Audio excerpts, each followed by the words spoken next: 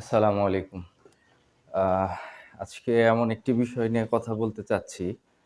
এই বিষয়টা নিয়ে সম্ভবত কথা শুরুর দিকে বা শোনা শুরু করলে অনেকেই ম্যাক্সিমাম মানুষই সম্ভবত আমার বিপক্ষে কথা বলবেন বা আমার কনসেপ্টটা ধারণার বিপক্ষেই সম্ভবত অনেকে মতামত দিবেন।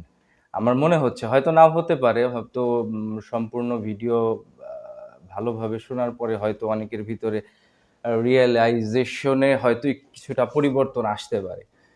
তো আমার আজকে যে বিষয়টা নিয়ে কথা বলতে চাচ্ছি সেটা হচ্ছে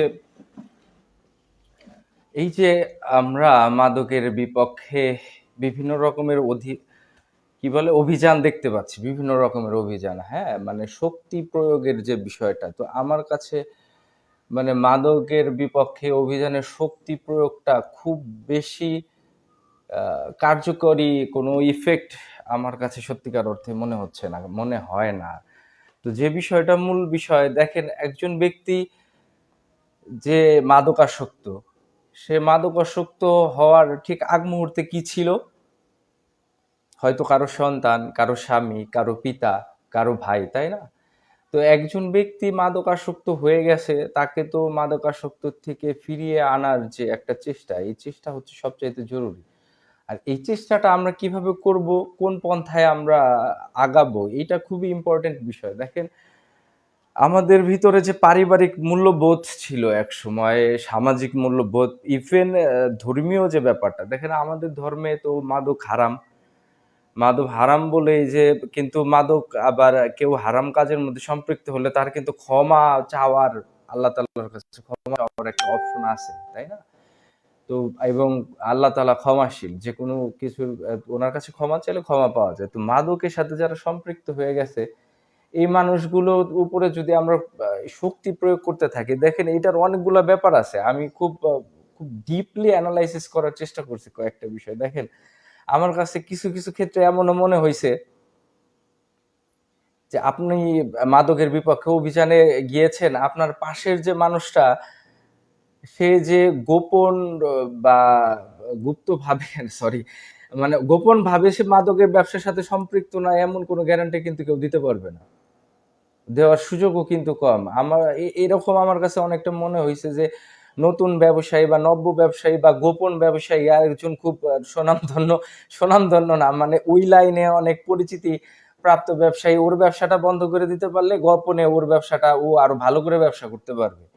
আমার কাছে কিছু কিছু জায়গায় এরকমও মনে হয়েছে, কিছু কিছু ভিডিও ভায়োলেন্সের কিছু কিছু ব্যক্তিদের পার্টিসিপেশন দেখে এরকমও মনে হয়েছে। তো এই জিনিসটা কিন্তু খুবই ভয়াবহ একটা ব্যাপার। আপনি ভায়োলেন্সের মাধ্যমে বা এই টাইপের অ্যাক্টিভিটিস এর মাধ্যমে মাদকের থেকে আসলেই মানুষকে মানে বের করে আনা কি আসলেই পসিবল? এটা নিয়ে আমি খুবই সন্দিহান।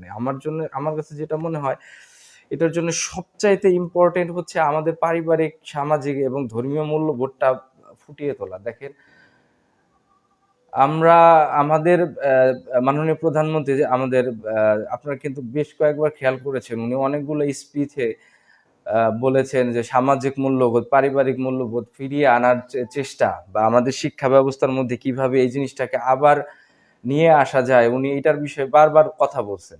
তা আমাদের পরিবারগুলোর ভিতরেই অনেকটা দেখা যায় আমাদের পরিবারের বিভিন্ন মানুষ বা আমরা মোবাইলে ভার্চুয়াল জগতে এমনভাবে ইনভলভ হয়ে গেছি, আমরা আমার একই পাশে হয়তো ঘুমাচ্ছি, এক রুমে আরেক রুমে থাকছি, এক ঘরে আরেক ঘরে থাকছি, কিন্তু কারো সেইভাবে বসে গল্প করা হচ্ছে না।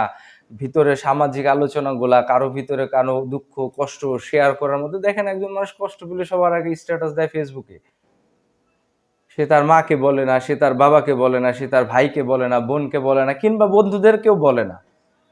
না বলে স্ট্যাটাস দিয়ে বসে। মানে ফেসবুকের স্ট্যাটাসের মাধ্যমে আমরা অনেক সময় জানতে পারি যে কোনো মানুষ কোনোভাবে ব্যথিত হয়েছে, দুঃখ পাইছে বা সে কষ্টে আছে, সে সুখে আছে। ব্যক্তিগতভাবে যে শেয়ারিং কেয়ারিং এর যে একটা কালচার আমাদের আমাদের সমাজে, আমাদের আমাদের পারিবারিক ঐতিহ্যের মধ্যে যে বিষয়গুলো আছে, তো এই জিনিসগুলো থেকে আমরা অনেক বের হয়ে আসছি। তো আমি সবার কাছে যে বিষয়টা মূলত আমার দাবি থাকবে যে দেখেন একজন মাদকাসক্ত ব্যক্তি ও মানুষ, আমরা যদি ভায়োলেন্সের মাধ্যমে আপনি এখানে ভায়োলেন্স করলেন, সে আবার আরেকটা জায়গায় খুঁজে নেবে, তার চাহিদা মেটানোর জন্য। আল্টিমেটলি রেজাল্টটা তো খুব শুভকর হইল না, তাই না? আর আমরা পারিবারিক সামাজিক মূল্যবোধটা যদি গড়ে তুলতে পারি, সবার ভিতরে ধর্মীয় বোধ যে জিনিসটা, দেখেন একটা ফ্যামিলিতে একটা পিতামাতা তার সন্তানের সাথে গল্পের সময় গল্পের ছলে যদি বলে যে মাদক হারাম, আমাদের ধর্মে মাদকের কথা নেগেটিভলি প্রেজেন্ট করা হয়েছে, কোনোভাবে এটা ভালো কোনো কিছু না।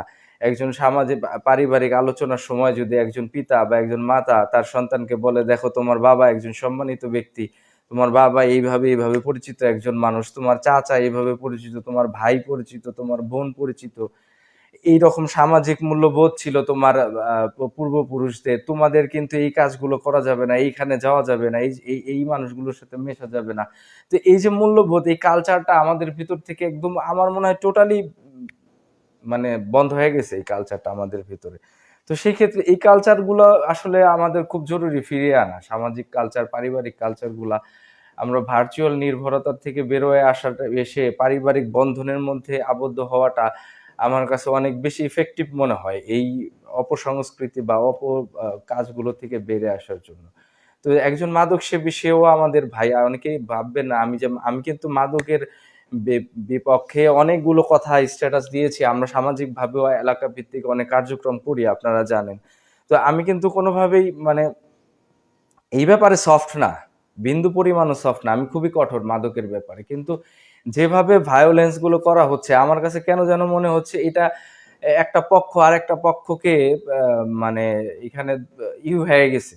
হয় ব্যক্তিগত রেষারেষি থাকতে পারে, পারিবারিক রেষারেষি থাকতে পারে।